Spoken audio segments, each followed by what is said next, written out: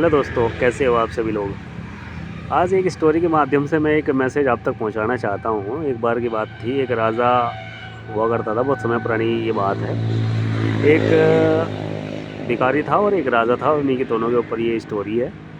तो जो भिखारी था और जो राजा था, उन दोनों का घर एक दूसरे के आमने सामने था। तो राजा का तो महल होता है, घर थोड़ी ना होता है। और जो बैगर था, उसका एक टूटा फूटा झोपड़ा था।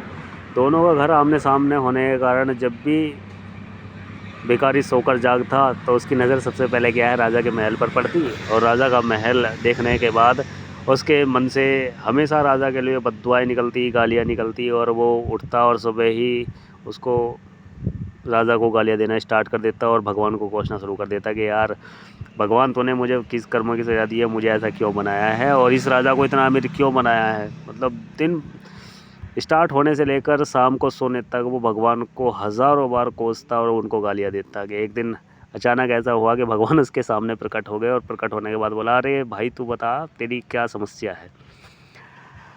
तो मछुआरा बोलता है कि मेरी कोई समस्या नहीं है, बस ये बताओ आप मुझे ऐसा क्यों बनाया, तो उसको ऐसा क्यों, इतना अमीर, इतना धन धान्य संपत्ति और महल, रानियाँ, सैनिक, इतना सब कुछ दिया, उसको इतना क्यों दिया और मुझे इतना क्यों नहीं दिया। तो भगवान भी इतने दिनों से उसको नोटिस कर रहे थे और उसको उसकी गालियाँ सुन रहे थे। तो उसने कहा, तो तू चाहता क्या है, तू अपने मन की बात मुझसे बता, क्या मैं तुझे भी राजा बना दूँ। तो बोलता है, नहीं, मुझे राजा बनने का कोई शौक़ नहीं है, मैं चाहता हूँ कि तू उसे मेरे जैसा बना दे, यानी कि गरीब बना दे। तो होता क्या है, अब भगवान के मन में भी दुविधा उत्पन्न होती है कि यार एक ऐसा आदमी है कि साला अपने लिए नहीं मांग रहा, उसको गरीब बनाने की दुआ मेरे से कर रहा है। तो भगवान भी क्या है यार कि इसको किसी तरीके से तसल्ली मिल जाएगी, तथास्तु बोलते हैं और वहाँ से निकल जाते हैं। तो राजा भी क्या है, अब गरीब हो जाता है। अब ये देखकर वो भिखारी जो था वो बहुत खुश होता है कि अच्छा हुआ, राजा साला मेरे जैसा गरीब बन गया। और उसको देखकर वो बड़ा खुश हो रहा। उसका राजपाट छिन गया, उसका जो महल था वो खंडर हो गया और अब वो क्या हो गया, सड़क पर आ गया। अब होता क्या है, जो ये भिखारी था अपने दिन की दिनचर्या, अपने बीवी बच्चों को एक अच्छा जीवन देने के लिए क्या करता था, जोहड़ से मछलियाँ पकड़ता था और मछलियाँ पकड़ के उसको बनाता था, खाता था और शाम को सो जाता था। बस ये इसकी डेली की दिनचर्या होती थी। अब राजा भी इसी के पास आता है और उसी झोड़ पे इसके पास पहुंचता है। पहुंचने के बाद बोलता है कि भाई एक कांटा मुझे भी दे दो, मेरा परिवार भूखा है और 2 दिन से कुछ खाया नहीं है। तो इस भिखारी को क्या हुआ, इसको मन ही मन बहुत ही प्रसन्नता हुई कि ले चल, ले कांटा ले जा और जा पकड़ ले, तो भी क्या याद रखेगा। ये सब चीज़ें उसने उसके सामने बोली, ठीक है। और अपना देखते ही देखते क्या करने लगा, राजा भी उसी जोहड़ में दूसरे छोर पर जाकर मछलियाँ पकड़ने लगा। दोनों ने सुबह से शाम तक 3-3 मछलियाँ पकड़ी, ठीक है। अब भिखारी जो था उसका क्या काम था, वो रोज़ मछलियाँ पकड़ता था, रोज़ ले जाता था, उसको काटता था, बनाता था और ख़ुद खाता था और अपने बच्चों को खिलाता था और सो जाता था। और राजा जो था वो क्या करता था, उसने 3 मछलियाँ पकड़ी, 3 में से वो 1 मछली अपने घर के लिए ले गया, अपने बीवी बच्चों को उसने बनाया, खिलाया उनको भी और सुला दिया। और 2 को क्या किया, उसने मार्केट में ले जाके बेच दिया। 2 मछलियाँ उसकी बिकी 30-30 रुपए की और इस हिसाब से उसने कमाए 60 रुपये। और 60 रुपये उस समय पे क्या है, मज़दूरी भी इतनी महंगी नहीं थी।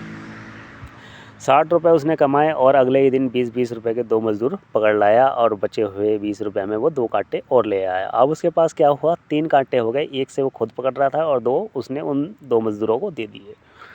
अब पूरे दिन उन्होंने भी उसके लिए मछली पकड़ी और तो तीनों ने मिलाकर 9 मछलियाँ पकड़ी और एक-एक मछली उसने उनको दे दी कि ले ये ले जाओ। और बाकी की बची हुई 6 मछलियाँ उन्होंने बाज़ार में ले जाकर बेच दी।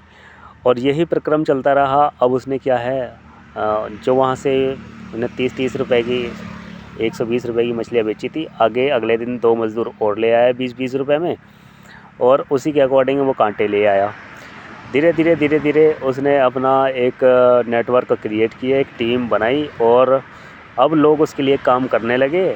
और वो देखते ही देखते वापस लोगों पर राज करना उसने प्रारंभ कर दिया। वो वापस अपनी जहाँ से वो डाउन हुआ था वो वापस वहीं पे एक राजा की तरह सब कुछ हो गया, उसके पास सैनिक हो गए, महल हो गया, रानियाँ हो गई, सब कुछ आ गया। फिर वापस वो फिर से भगवान को गाली देने लगा कि यार भगवान तूने मेरे साथ अन्याय किया है, तूने मेरे साथ छल किया है, उससे मेरे सामने मेरा मान रखने के लिए तूने उसे गरीब बनाया था, लेकिन फिर से उसको वापस सारा का सारा दे दिया।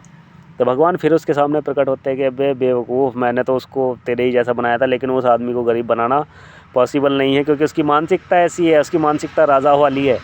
तो वो तो राजा बनकर ही रहेगा, मैं चाहे उसको दोबारा भी गरीब बना दूंगा, वो फिर से राजा बन जाएगा। और तेरी मानसिकता साले गरीब वाली है, तो तू हमेशा गरीब ही बनकर रहेगा। तूने भी सेम कार्य किया, उसने भी सेम कार्य किया, लेकिन उसने डिफरेंट तरीके से किया। तू भी मछलियाँ पकड़ता था, वो भी मछलियाँ पकड़ता था।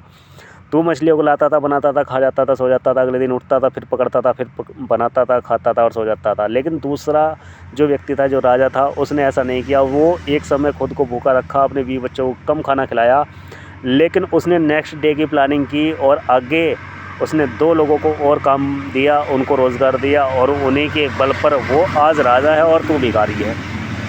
ठीक है, तो ये सारा का सारा मानसिकता का गेम है।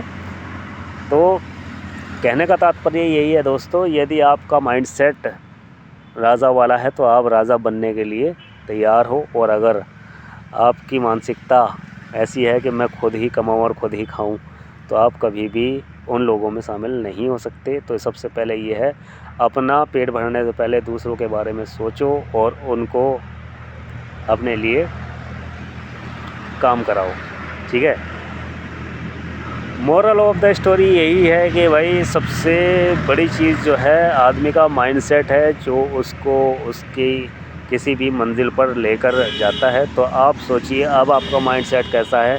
बहुत सारे लोग हैं जो दिन में मज़दूरी करते हैं या नौकरी भी करते हैं, लेकिन उनका क्या है, मज़दूरी करने वालों का शाम को 500 की मज़दूरी लेकर वो 200 रुपये खर्च खुद पर करते हैं और 300 रुपये अपने परिवार को लेकर जाकर दे देते हैं। वो अपना घर परिवार उससे चलाता है और अगले दिन का कोई पता नहीं होता। अगले दिन फिर वो 500 की मज़दूरी करता है, जिसमें 100 का वो क्वार्टर पी जाता है और बाकी का 100 रुपये का वो खाना खा जाता है, और बाकी के 300 अपने परिवार को ले जाकर देता है। आगे का वो कुछ भी नहीं सोचता।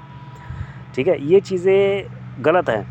और दूसरा, जो नौकरी करने वाले लोग हैं, वो नौकरी में भी यही चीज़ें करते हैं। वो पूरे महीने नौकरी करते हैं, महीने की लास्ट में जब उनको तनख्वाह मिलती है, तनख्वाह से वो रूम का रेंट भरते हैं, राशन भरते हैं, और महीने के लास्ट होते होते फिर से उनकी जेब खाली हो जाती है, और यही प्रक्रम चलता रहता है। पूरी ज़िंदगी ऐसे ही निकल जाती है।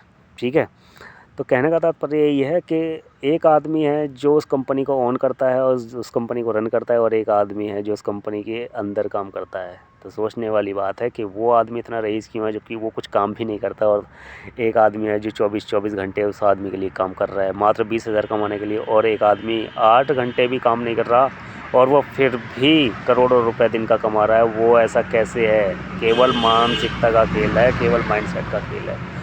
तो मेरे दोस्तों, यदि आप भी जीवन में कुछ करना चाहते हैं तो तुरंत अपने माइंडसेट को चेंज कीजिए, और अपने फ्रेंड सर्कल को भी चेंज करना बहुत ज़रूरी है, क्योंकि जैसी आपकी संगत होगी वैसी ही आपकी रंगत होगी। ठीक है, तो यदि आपको स्टोरी अच्छी लगी हो तो चैनल को सब्सक्राइब कर दें और बेल आइकन को भी प्रेस कर दें, ताकि आगे आने वाली वीडियो सबसे पहले आप तक पहुंच सकें। और यदि आप इसे फेसबुक या इंस्टाग्राम पर देख रहे हैं तो प्लीज़ पेज को फॉलो कर लें।